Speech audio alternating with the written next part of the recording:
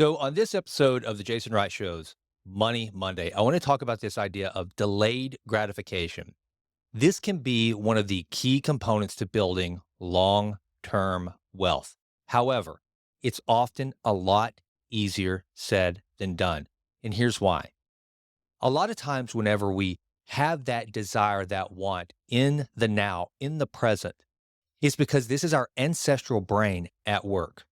You see, we actually have a greater dopamine release when we are wanting than we do when we actually get. This is the reason why Christmas Eve or early Christmas morning, right before you as a child walked in to see what Santa had brought you, was actually a greater dopamine release than 3 o'clock in the afternoon on actual Christmas Day after all the gifts had been received. There's actually been a study of gamblers that shows that their dopamine release is at its highest point just as they are about to place the bet, and it's even greater than if they win the bet. So, whenever we find ourselves in the midst of battling to not make an impulse buy, is because we are literally working against our ancestral brain. Now, this is actually for our survival. There was actually a study done not too long ago on mice. And what they did was they removed the portion of the brain that actually created dopamine. When they fed the mice their food, they enjoyed the food and they ate until they were satiated. But then they did something different. They didn't change anything at all except they didn't offer the food, having removed the portion of the brain that creates dopamine, caused the mice to have no desire for the food. Ultimately, they starved to death as a result. So, how do we manipulate this dopamine release so that it creates a good behavior versus a bad behavior? It actually reinforces delayed gratification. Well, one of the single greatest ways to do this is to set up what I call a cooling off account. So, what you do is you set up another checking account that is connected to your main operating account. Wherever you pay your bills, link this account to that account. And what you do is this. If you ever find yourself about to make an impulse buy, let's say it's for $100, don't make the purchase right away. Instead, set a rule for yourself that you are going to have a cooling off period. Go into your checking account that you would normally pay for the item that you want. Say it's some Instagram purchase, which that is where impulse, that's where I think impulse purchases are now born. If you see this happen, new watch, new shirt, new jacket, new shoes, whatever it is, and you determine you want to make this purchase, instead of making the purchase right then and there, do a transfer right now from this main checking account to the cooling off account. And then give yourself at least 24 hours before you will make the purchase. And if you decide that you want to make the purchase, it has to be made from the cooling off account. Now, here's what's going to happen. You're going to actually get a little bit of the dopamine release just by going through the act because it's going to feel like you've made the purchase. And then the desire to make the purchase will start to wane. Here's how our brain works. If I were to tell you right now that I am going to write a book, I'm going to write a novel, if this is something that I have been planning for months and months and months, and then I finally told you that I was going to do it, there would be a slight decrease in my dopamine and motivation to actually write the book because I would have felt the sensation, a tiny bit of actually doing it, especially if you complimented me and you treated me as though I had already achieved and accomplished something great, like writing a book. So it diffuses and it cools off that motivation. So in that case, the best thing you can do if you have a big goal, something to that effect, you don't want to tell anyone until it's actually done because you will actually trick your brain into thinking you've gone through the process and you will decrease the actual motivation because you will have a dopamine spike as soon as someone gives you a positive response for what you haven't even done yet. It's the same way in this case.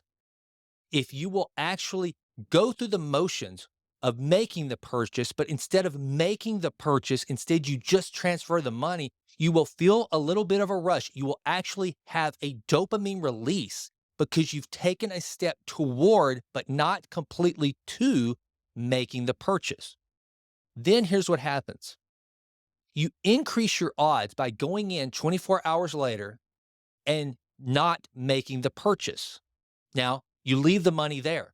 Let's say you've cooled off and you've determined, I'm not going to make this purchase. And here's why this is important.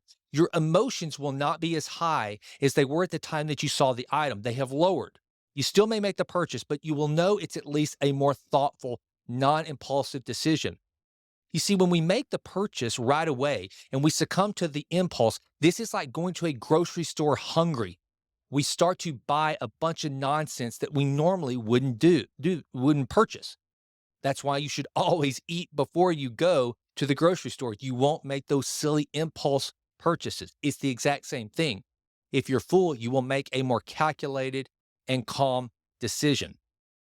So let's say that you don't make the purchase.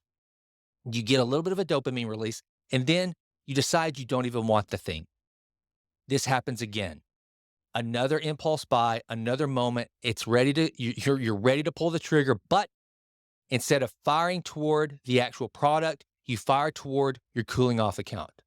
And then all of a sudden you move the $50 this time into the account that you moved, say $100 last time, and you see the $150 and you think, which do I want? Do I want the $150 or do I want the thing? Now all of a sudden your mind is really starting to battle and it's starting to see this, as small as it is, it's still starting to see the seeds of wealth starting to grow in real time. Done enough, this cooling off account can grow and grow and grow, and you're getting the dopamine hit each and every time. In fact, what it can actually do is become a reward for going through the process of not making the purchase, because what you will see is the cooling off account grow. Then, where this really takes effect is on the really big ticket purchases. What if you decide that there's some item out there, and this is something that I think is a really good magnet towards not spending during the cooling off period, is if you decide that you want something really nice. Let's say that you want a pair of Golden Goose sneakers, like 450, 600 bucks, and you put that out as a goal. Then what you can decide is you can look at the account, and it won't take many times of making the decision to not pull the trigger on the small impulse purchase to accumulate $300 or $400. Well, now you're $200 away from something much more significant. And then let's say you reach the $500 and you think to yourself, well, instead of purchasing the Golden Goose, maybe I'll even up the ante. Maybe I will set my sights on a Rolex Submariner, $10,000 on the gray market. And you start etching closer to that. And then all of a sudden now, every time you look at some silly dinky purchase and you move it into the cooling off account, you have to think to yourself, is this $50 purchase really worth postponing this really quality, larger purchase that I could make later on? And then guess what? Once the $10,000 accumulates, it is very hard to part with $10,000 when you see it sitting there. Because when you first started this account, you had $0 in it. The 50, the 100, the 200, these little bitty impulse purchases, you had never seen them accumulate in dollars. They just happened. You got the thing and then poof, it was gone. The whole transaction had taken place. But now what you've done is you start to pile and compound those impulse purchases into cash. And then when you get to the time when you can actually afford the Rolex, the $10,000, I assure you, is going to be much harder to separate yourself from than the early $100, $200, and $300. It's like this. If you are someone who believes in tithing, I once heard a pastor say, everyone says, I can't afford to tithe now. When I'm making more money, I will. Well, let me ask you a question. Which is it going to be harder to do? To tithe when you're making $50,000 a year, therefore giving $5,000 a year away, or when you're making $500,000 a year and you're having to give $50,000 away. We think to ourselves, it's $500,000 I'm making, the 50,000 will be easier. Really? Will it though?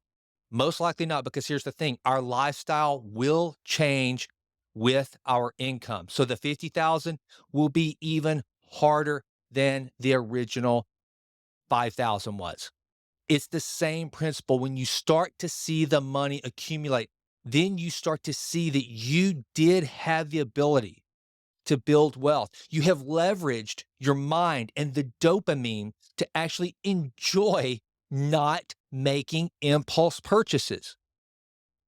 Anytime we're trying to create new habits, we have to leverage our neurochemistry. If we just try to exercise pure willpower, we will fail almost each and every time. I also suggest that whenever you start to build this war chest in the cooling off account, then you take 50 or $100 and you celebrate it, but make it an event. Here's what you do. Do not use the debit card that's connected to the cooling off account. Instead, go to the ATM and withdraw an actual cash amount, say $100. With the $100, you're going to go out and you're going to do nothing but have some fun with it. You're going to take your spouse out to dinner, to a nice lunch, something. It doesn't matter. Here's what will happen. You're going to find yourself being more stingy with the $100 because you realize you've just lowered this little war chest that you've built. It's in cash, and every study that has looked at this shows that we are going to spend 30% less if we're paying with cash than if we're paying with a debit card.